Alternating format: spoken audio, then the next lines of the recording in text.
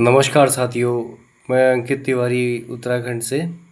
आज आपके बीच में एक छोटा सा टॉपिक मैं बताना चाहता हूँ जो कि मैं खुद से सोच रहा था कि हमारे उत्तराखंड में इतना पलायन हो गया है, तो मेन रीज़न क्या है उसके पीछे।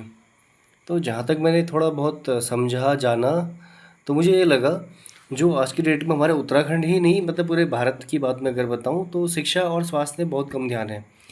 सरकारी हॉस्पिटलों में लाइन लगी रहती है, प्राइवेट हॉस्पिटल में लाइन तो लगी रहती है, लेकिन वहाँ पे क्या है कि हर एक बंदे की रीच नहीं है प्राइवेट हॉस्पिटल तक। ठीक है, तो एक तो मुद्दा ये है हॉस्पिटल।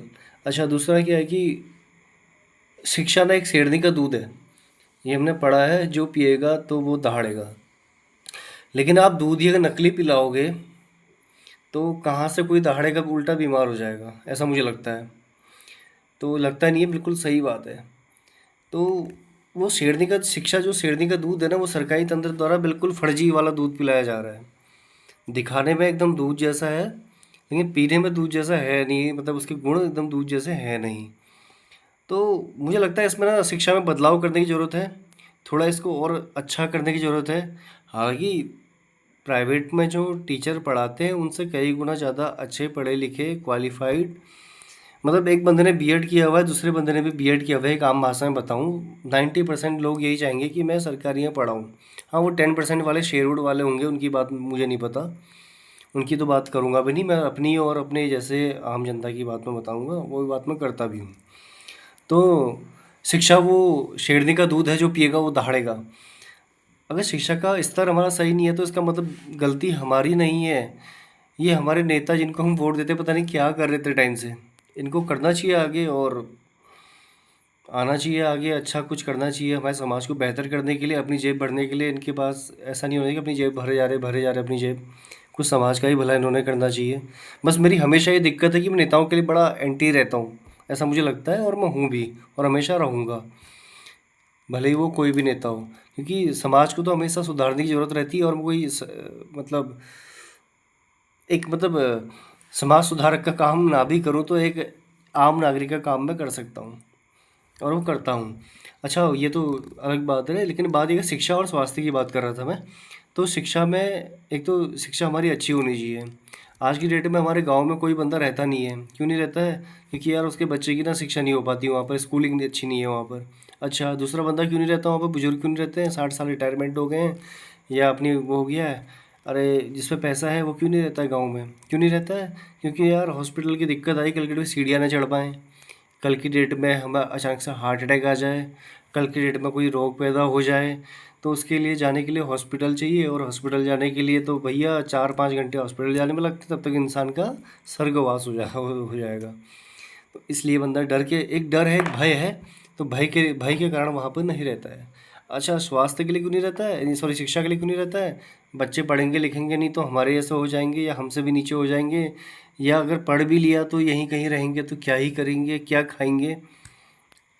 अगर सरकार शिक्षा और स्वास्थ्य में ध्यान दे दे तो हमारा, मैं अगर उत्तराखंड की बात करूँ, एक तो पलायन रुक जाएगा। पलायन कैसे रुक जाएगा? अगर मान लो एक पर्टिकुलर हमारे गांव में, हमारे ज़िले में, जहाँ हम रहते हैं, उस छोटी सिटी जो टाउन है, वहाँ पर अगर शिक्षा की व्यवस्था अच्छी हुई तो बाहर से भी लोग पढ़ने के लिए वहाँ पर आएंगे, और हमारे जो बाहर गए हुए बंदे हैं वो भी वहाँ पर आएंगे, हमारे या किसी भी XYZ किसी भी गांव के हैं। तो अगर बच्चे वहाँ पर आ रहे तो हर चीज़ बढ़ेगी ना, बच्चों से सब कुछ है।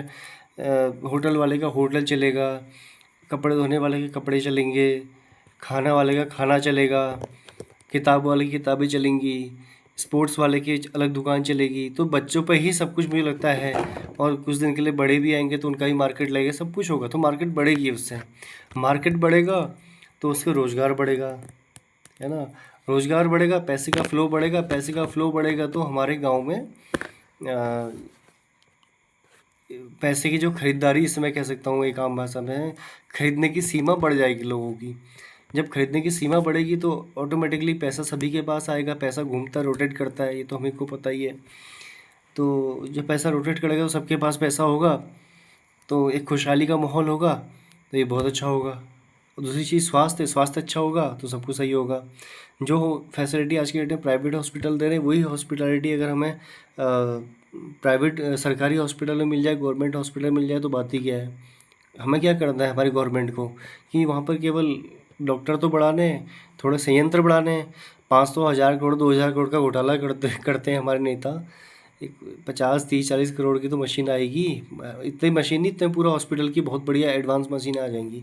वही एक प्राथमिक जो हमारे हॉस्पिटल है वही तो बढ़ाना है। तो मुझे लगता है शिक्षा और स्वास्थ्य में हमारी सरकार को काम करने की ज़रूरत है, और वो करनी चाहिए, हमेशा करनी चाहिए। वही सरकार का काम है।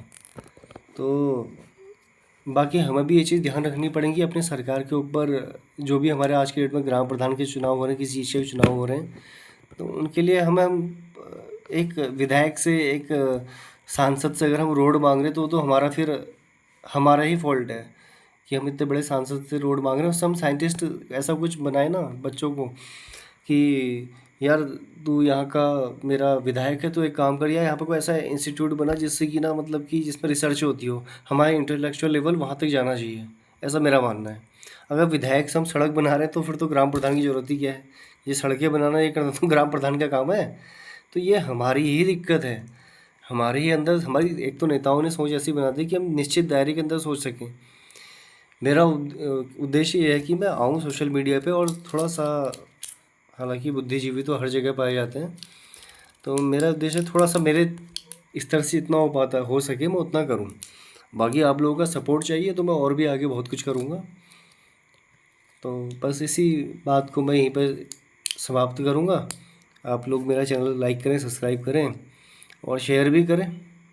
आगे की मोटिवेशन मिलता है तो फिर टॉपिक मिलते हैं, तो फिर लंबी बातचीत होती है। अगर आप लोग सहयोग करते हैं करेंगे तो फिर आगे और बहुत कुछ बनाऊँगा। अभी मैं अंदर तो एक बारूद जला हुआ है, लगा हुआ है, चिंगारी लगी हुई है। वो आग तभी बनेगी जब आप लोग सहयोग करोगे। धन्यवाद।